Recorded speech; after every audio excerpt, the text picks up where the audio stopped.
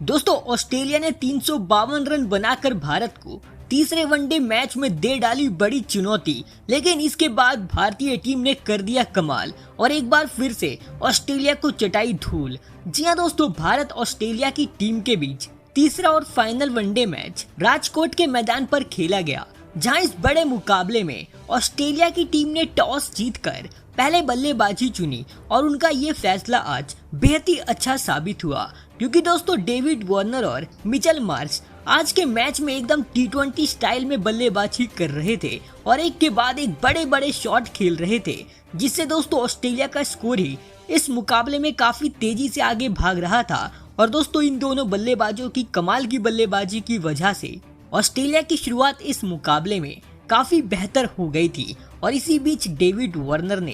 केवल 32 गेंदों का सामना करने के बाद अपना अर्धशतक पूरा कर लिया था, लेकिन दोस्तों इसके बाद डेविड वार्नर अपने को और लंबा नहीं कर पाए, क्योंकि 78 रन के स्कोर पर उनको प्रसिद्ध कृष्णा ने आउट कर दिया था और वार्नर 56 रनों की बेहतरीन पारी खेलकर आउट हुए थे। तो इसके बाद मार्च का साथ देने स्टीवन स्मिथ उतरे और इसके बाद स्टीवन स्मिथ और मिचेल मार्श के बीच एक बार फिर से एक शानदार पार्टनरशिप हुई, जहां इन दोनों बल्लेबाजों ने कमाल का प्रदर्शन करते हुए दूसरे विकेट के लिए 130 से ज्यादा रनों की पार्टनरशिप कर ली थी, जिससे दोस्तों ऑस्ट्रेलिया का स्कोर 28 ओवर में ही 200 रन के पार पहुंच चुका था। और इसी बीच मिचेल मार्श ने 45 गेंदों में अपने 50 रन भी पूरे कर डाले थे। तो दोस्तों स्टीवन स्मिथ ने भी 43 गेंदों में अपने 50 रन पूरे कर लिए थे, जहां दोस्तों मिचेल मार्श अपने शतक की तरफ काफी तेजी से आगे बढ़ते ही जा रहे थे, लेकिन इसी बीच कुलदीप यादव ने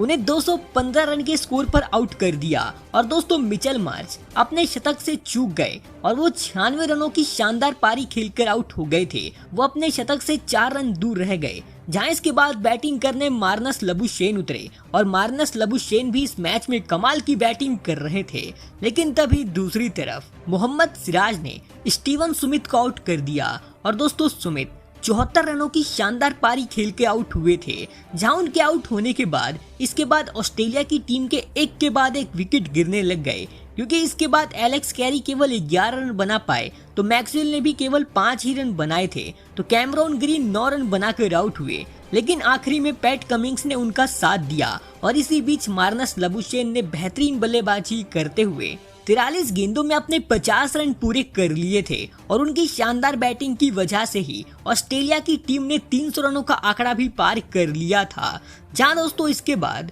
345 रन के स्कोर पर जसप्रीत बुमराह ने उनको आउट कर दिया, लेकिन मार्नस लबुशेन ने 72 रनों की बेहतरीन पारी खेली, तो आखिरी में कप्तान कमिंग्स ने 19 रन बनाए थे और इस वजह से ऑस्ट्रेलिया की टीम ने 50 ओवर खेलने के बाद 352 रन बनाए 7 विकेट के नुकसान पर, जहां भारत की तरफ से जसप्रीत बुमराह ने 3 विकेट अपने नाम किए थे, तो कुलदीप यादव को 2 विकेट हाथ लगी और मोहम्मद सिराज प्रसिद्ध कृष्णा ने एक विकेट चटकाया था। अब दोस्तों भारत को ये बड़ा मुकाबला जीतने के लिए पूरे 353 रन बनाने थे और इसके बाद भारत की तरफ से कप्तान रोहित शर्मा के साथ वाशिंगटन सुंदर टारगेट का पीछा करने उतरे, जहां इस मैच में कप्तान रोहित आक्रामक बल्लेबाजी कर रहे थे और एक के बाद एक छक्के जड़ रहे थे, तो दूसरी तरफ वाशिंगटन सुंदर इस मैच में काफी संभल कर बल्लेबाजी कर रहे थे। लेकिन एक तरफ रोहित शर्मा का बल्ला इस मैच में आग उगल रहा था और इसके बाद रोहित शर्मा ने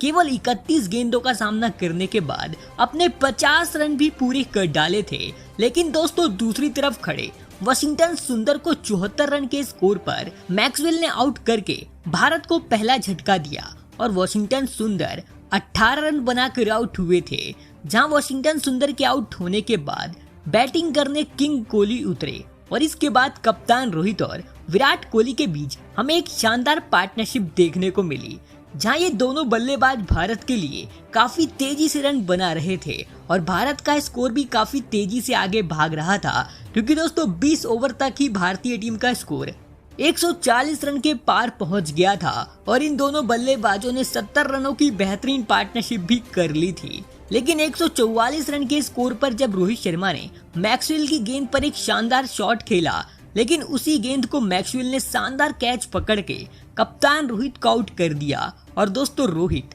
67 गेंदों में 6 छक्के 5 चौकों की मदद से 81 रनों की शानदार पारी खेलकर आउट हुए थे। जहां रोहित के आउट होते ही श्रेयस अय्यर बल्लेबाजी करने उतरे तो एक तरफ किंग कोहली ने बेहतरीन बल्लेबाजी करते हुए 56 गेंदों का सामना करने के बाद अपने 50 रन पूरे कर डाले थे। लेकिन दोस्तों 50 रन पूरे करने के बाद उन्हें मैक्सवेल ने आउट कर दिया और दोस्तों कोहली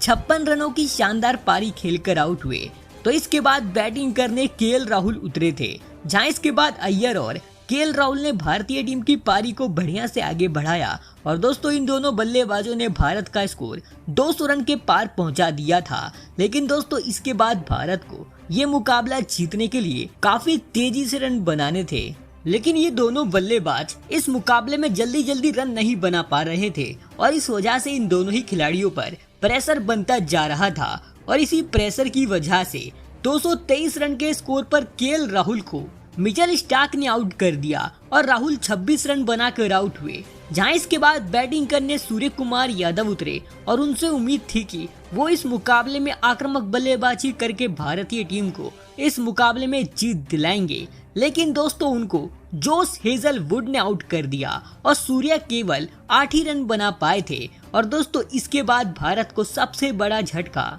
249 रन के स्कोर पर लगा और ये झटका एक बार फिर से मैक्सवेल ने देकर श्रेयस अय्यर को क्लीन बोल्ड मार दिया और दोस्तों अय्यर 48 रन बनाकर आउट हुए थे और दोस्तों भारत की हालत इस मुकाबले में बेहद ही खराब हो गई थी। और इसके बाद भारत की और हालत खराब होती चली गई क्योंकि इसके बाद कुलदीप यादव भी केवल 2 रन बनाकर आउट हुए तो बुमराह केवल 5 रन बना पाए थे। तो आखिरी उम्मीद रविंद्र जडेजा पर टिकी थी, लेकिन दोस्तों रविंद्र जडेजा भी 35 रन बनाकर आउट हो गए थे और इसके बाद भारतीय टीम का आखिरी झटका भी आखिरी ओवर में लगा 286 रन के स्कोर पर और कैमरॉन ग्रीन ने मोहम्मद सिराज को आउट करके भारतीय टीम को ऑल आउट कर दिया और भारतीय टीम केवल 286 रन बना पाई थी। जहां ऑस्ट्रेलिया की टीम ने आखिरी वनडे मैच 66 रनों के बड़े अंतर से जीत लिया है। जहां ऑस्ट्रेलिया की तरफ से मैक्सवेल को 4 विकेट हाथ लगी तो जोश हेजलवुड ने 2 विकेट चटकाए थे और सभी गेंदबाजों को एक एक विकेट हाथ लगी। हालांकि दोस्तों ऑस्ट्रेलिया की टीम ने ये मुकाबला 66 रनों से बेशक जीत लिया है, लेकिन इस सीरीज को भारतीय टीम ने 2-1 से अपने नाम पहले ही कर लिया था।